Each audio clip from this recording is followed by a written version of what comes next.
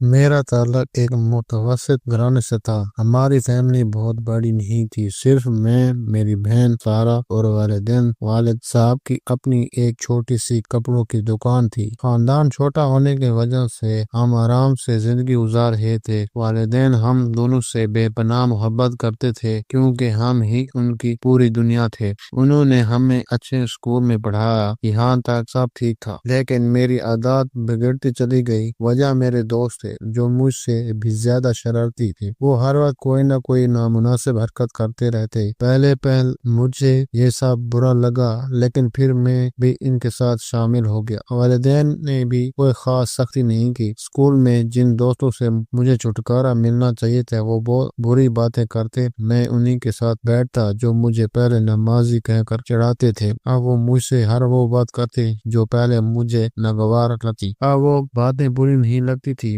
میرے لیے ان کے بغیر دل نہیں لگتا تھا۔ یوں میں بھٹکتا چلا گیا اور گناہوں کے دلدل میں پھنستا گیا۔ پھر ایک دن ہمارے اسکول میں پارٹی تھی۔ اس میں یونیفارم کی بجائے گھر کے نئے کپڑے پہن کر آنا تھا، کھانا اپنے ساتھ لانا تھا، موبائل یا کیمرہ لانا بھی ضروری تھا۔ وہ دن آیا تو اسکول میں رونق تھی۔ میرے دوست ریحان اور کاشف اپنے کیمرے لائے تھے۔ ہم سب نے مل کر ایک جگہ چھپ کر لڑکیوں کی تصویریں کھینچنی شروع کر دی۔ کسی لڑکے نے ہمیں دیکھ لیا اور ہمارے کلاس ٹیچر کو بتا دیا۔ ہمیں سخت ڈانٹ پڑی۔ کچھ دن بعد ہمارے کلاس میں سر عامر صاحب آئے جو ہمیں اخلاقیات پڑھاتے تھے۔ انہیں بھی یہ پتہ چل گیا کہ انہوں نے نرمی سے سمجھایا کہ یہ حرکت بہت بری ہے، لیکن ہم بے پرواہ بیٹھے تھے۔ تب سر نے کہا، دیکھو بیٹے، ابھی تمہیں ہماری باتیں فضول لگتی ہیں، جب تم پر وقت گزرے گا تب پتہ چلے گا۔ اگر کوئی تمہاری بہن کے ساتھ ایسا کرے تو تمہیں کیسا لگے گا؟ ریحان نے کھڑے ہو کر کہا، سر میری تو بہن ہی نہیں ہے۔ سر بولے، ماں تو ہے نا؟ ریحان ٹھٹائی سے مسکرا کر بولا، اس سے کیا ہوتا ہے سر؟ سر نے سنجیدگی سے کہا، یہ نہ سمجھنا کہ تم کسی کی بہن کے ساتھ بے ادبی کرو گے اور تمہاری بہن محفوظ رہے گی۔ یہ دنیا کا نظام ہے، جب تم برا کرو گے تو ہم تمہارے اپنوں کے ساتھ بھی برا ہوگا۔ قدرت سب دکھا دے گی۔ لیکن ہم نے ان کی بات پر دھیان نہ دیا اور اپنی جوانی کی راہ پر چلتے رہے۔ پھر کیا تھا، ہم پورے منصوبے سے کام لینے لگے۔ لڑکی کو دیکھنا، دوستی کرنا، پھر پیار کا ڈرامہ کر کے ہوٹل کے کمرے میں لے آنا جہاں ریحان اور کاشف پہلے سے موجود ہوتے، اور یہ لوگ درندوں کی طرح پڑتے۔ وہ لڑکی روتی چلاتی، اس کی چیخیں کمرے میں دب جاتی اور ہم سب مل کر اس کا مذاق اڑاتے۔ ایک دن میں کسی لڑکی کو گھر چھوڑ کر واپس آیا تو گھر میں ایک نئی معصوم سی لڑکی نظر آئی۔ وہ مسکراتی ہوئی میری طرف آئی اور بولی، السلام علیکم بھائی۔ میں نے سر ہلایا۔ وہ قریب آئی تو میں نے اچانک اسے اپنے بازو میں بھر لیا۔ اس نے کوئی خاص رد عمل نہیں دیا، بس شرماتی ہوئی اور دور جا کر کھڑی ہو گئی۔ اسی وقت امی نے آواز دی، بیٹا یہ ہنا ہے، اب یہ ہمارے ساتھ ہی رہے گی، اس سے بھی اپنی چھوٹی بہن کی طرح سمجھنا۔ ہنا، یہ تمہارا بڑا بھائی عمر ہے، تم بھی اس پر اپنا حق سمجھو۔ ہنا مسکراتی کھڑی تھی۔ ہنا دیکھنے میں بھولی بھالی لگتی تھی لیکن انتہائی خوبصورت تھی۔ وہ امی کی دور کی رشتہ دار تھی۔ امی اور ہنا کی ماں قریبی دوست تھی۔ ہنا کے والدین فوت ہو چکے تھے۔ اس کے دو بھائی تھے، دونوں شادی شدہ، لیکن وہ اس کی پرواہ نہیں کرتے تھے۔ دونوں بھابیاں اس سے ہر وقت تنگ کرتی تھیں، اس لیے وہ امی کے پاس آ گئی تھی۔ امی اس کی بے بسی جانتی تھی۔ یوں معصوم ہنا بے فکر ہو کر ہمارے گھر کو اپنا سمجھنے لگی۔ ہنا کو جو کام سونپا جاتا وہ دل لگا کر کرتی اور وہ میرے کام تو بہت شوق سے کرتی تھی۔ ایک دن میں نے اسے کپڑے استری کرنے کے لیے کہا۔ وہ گنگناتی ہوئی میرے کمرے میں داخل ہوئی اور بولی، عمر بھائی کون سے کپڑے استری کروں؟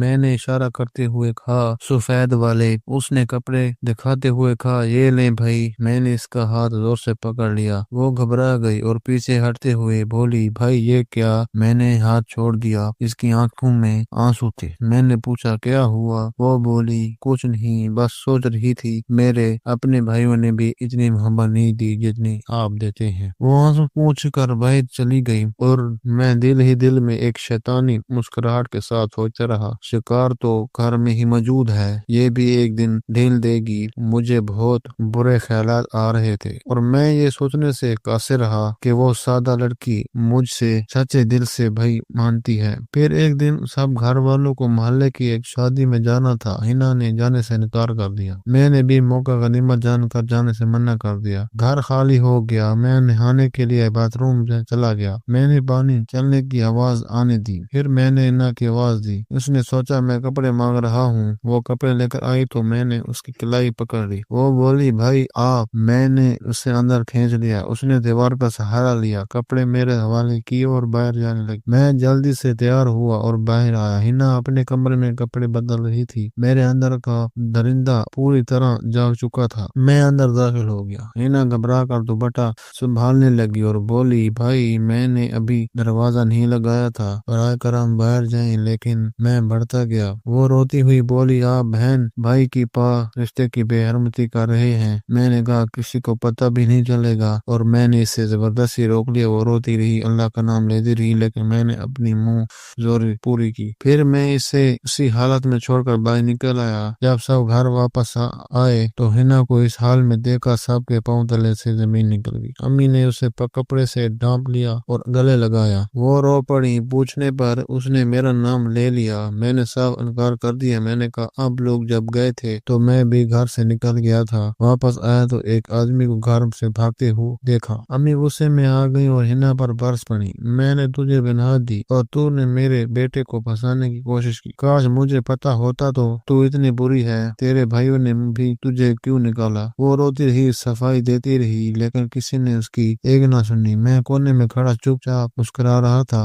آخر کار امی نے اسے گھر سے نکال دیا۔ میں بھی باہر آیا اور اسے کہا دیکھنا ہنا، میں نے کہا تھا نا بتانا، اب کہاں جاؤ گی؟ اگر میری بات مانو تو میں تمہیں واپس گھر میں لا سکتا ہوں۔ اس پر اس نے زور سے تھپڑ مارتے ہوئے کہا گھٹیا انسان، تو نے میری عزت سے کھیلا ہے، دیکھنا میرا بدلہ کوئی نہ کوئی ضرور لے گا۔ اس دنیا نے میرا انصاف نہیں کیا تو اوپر والا ضرور کرے گا۔ یہ کہہ کر وہ روتے ہوئے چلی گئی۔ اس کے بعد وہ اپنے بھائیوں کے پاس گئی۔ کیسے گئی مجھے نہیں پتا، لیکن وہاں بھی اس کی بات سن کر بھابھیوں نے اسی کو قصوروار ٹھہرایا اور گھر سے نکال دیا۔ اس نے ہر جاننے والے کا دروازہ کھٹکایا، لیکن سب نے اسے ٹھکرا دیا۔ وہ پاگلوں کی طرح گلی گلی در بدر پھٹکتی رہی۔ ایک دن اس نے کچھ مردوں کو کھڑے دیکھا اور اندر دھڑ بھاگنے لگی۔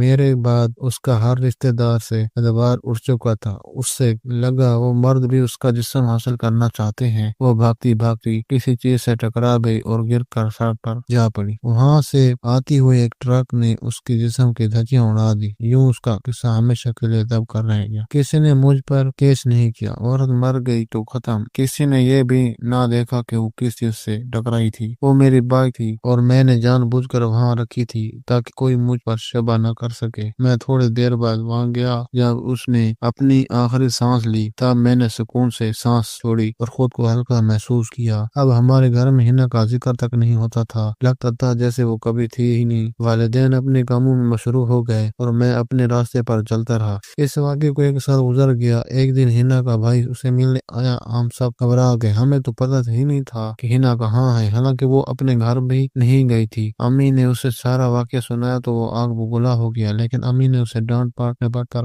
باہر نکال دیا۔ جب وہ اپنے گھر پہنچا تو اس نے اپنی بیوی سے ہنا کے بارے میں پوچھا۔ بیوی نے کہا وہ یہاں تو آئی ہی نہیں تھی، لیکن اب کیا فائدہ، وہ معصومیت سے اس دنیا سے جا چکی تھی، بدنامی کے ساتھ۔ پھر 4 سال کا طویل عرصہ گزر گیا۔ میری بہن سارا جوان ہو چکی تھی۔ اس دوران اس کا رشتہ دار آ گیا جو ہر لحاظ سے بہترین تھا۔ امی نے فوراً حامی بھر لی۔ شادی کا سلسلہ شروع ہوا۔ سارا کا سارا جہیز تیار ہو چکا تھا۔ میں بہت خوش تھا۔ آخر میں میری بہن کی شادی تھی اور ہنا کے معاملے پر مجھے کوئی شرمندگی نہیں تھی۔ میں نے ہنا جیسی کئی لڑکیوں کو تباہ کیا تھا۔ مجھے کوئی ڈر نہیں تھا۔ کبھی کبھی سوچتا تھا لوگ کہتے ہیں کہ جو دوسروں کے بات کرتے ہیں وہی پاتے ہو، لیکن میرے ساتھ ایسا کچھ نہیں ہوا۔ میری بہن کی شادی تو ہو رہی تھی۔ یہ سوچ کر میں پرسکون تھا، لیکن کہتے ہیں نا اللہ کا گھر دیر ہے اندھیر نہیں۔ شادی والے دن سارا کو میک اپ کے لیے اوپر بٹھایا گیا۔ والدین نیچے مہمانوں کی توازی میں مصروف تھے۔ میں سارا کے پاس گیا اور کہا کھانا مت بنانا، میں ہوٹل سے لے کر آتا ہوں۔ میں مسکراتا ہوا باہر نکل گیا۔ ہوٹل کچھ دور تھا، اس لیے کچھ دیر لگ گئی۔ جب میں کھانا لے کر واپس آیا تو گھر میں سناٹا تھا۔ میں نے سارا کے کمرے میں کا دروازہ کھولا تو دیکھ کر سکتے میں آ گیا۔ سامنے میری بہن سارا برہنہ حالت میں بے ہوشی پڑ تھی، بالکل ویسے ہی جیسے میں نے ہنا کو چھوڑا تھا۔ میں نے چیخ لگائی، والدین بھی دوڑے آئے۔ وہ یہ منظر دیکھ کر رو پڑے۔ مجھے اچانک ہنا یاد آ گیا جو مجھے بھائی کہتی تھی، اور وہ سب لڑکیاں یاد یاد آ گئی جو مجھے بہن کا واسطہ دیتی تھی۔ آج مجھے پتہ چلا جب اپنی بہن کے ساتھ ایسا ہوتا ہے تو کیسا لگتا ہے۔ میں نے پوچھا یہ کس نے کیا ہے؟ پڑوس سے ایک آدمی نے بتایا میں نے ریان کو دوڑتے دیکھا تھا۔ میں نے ریان کے گھر کا پتہ لگا اور وہ کھانا کھا رہا تھا۔ میں نے اسے کا گلا دبا کر اس کی سانس روک دی۔ اتنے میں کسی نے پولیس کو بلا لی اور مجھے گرفتار کر کے لے گئی۔ مجھے عدالت میں پیش کیا گیا۔ وہاں میں نے اپنے سارے گناہ قبول کر لیے۔ میں نے بتایا کہ میں نے ہنا کے ساتھ زیادتی کی تھی۔ والدین کا سینہ تھام کر رہ گیا۔ ہنا کے بھائی اور اس کی بیوی بھی شرم سے سر جھکائے کھڑے تھے۔ میں نے سب کچھ مان لیا۔ مجھے عمر قید کی سزا ہو گئی۔ آج مجھے جیل میں 10 ماہ ہو چکے ہیں۔ میں نے اپنی زندگی اپنے ہی ہاتھوں برباد کر لی۔ ہنا صحیح کہہ رہی تھی، قدرت ضرور انصاف کرے گی اور اس سے نے انصاف کر دیا۔ یہی میری سزا ہے۔ مجھے والدین کی خدمت کرنی چاہیے تھی۔ میں جیل میں ہوں۔ میری بہن کی زندگی تباہ ہو گئی۔ ہنا اب میرے خوابوں میں آتی ہے۔ ایک دن وہ مسکراتی ہوئی آئی اور بولی عمر دیکھو سزا تو مل کر رہتی ہے۔ جیل میں ملاقات کے دوران امی روتی ہوئی بولی بیٹا مجھے یہ کرتے ہوئے بہت شرم آ رہی ہے۔ غلطی میری تھی۔ اگر میں نے تجھے شروع میں ہی عزت نسواں کا سبق سکھایا ہوتا تو آج یہ دن نہ دیکھنا پڑتا۔ میری بیٹی زندہ لاش بن گئی ہے۔ گلی میں لوگ تانے دیتے ہیں، وہ صبر کرتی ہیں۔ ایک بات یاد رکھو، انسان جو کچھ بھی کرے خاص طور پر برائی تو پہلے اپنا انجام ضرور سوچ لے، کیونکہ خدا کی مار بے آواز ہوتی ہے لیکن پکڑ کر رہتی ہے۔ ناظرین آپ کو ہماری آج کی کہانی کیسی لگی؟ کمنٹس میں اپنی قیمتی رائے کا اظہار ضرور کریں۔ اس طرح کی سبق آموز کہانیاں سننے کے لیے چینل کو سبسکرائب کریں، ویڈیو کو لائک اور زیادہ سے زیادہ شیئر کریں۔ اپنے پیاروں کے ساتھ اللہ کا نام لینا نہ بھولیں۔ پھر ملاقات ہوگی ایک نئی کہانی کے ساتھ۔ اللہ حافظ۔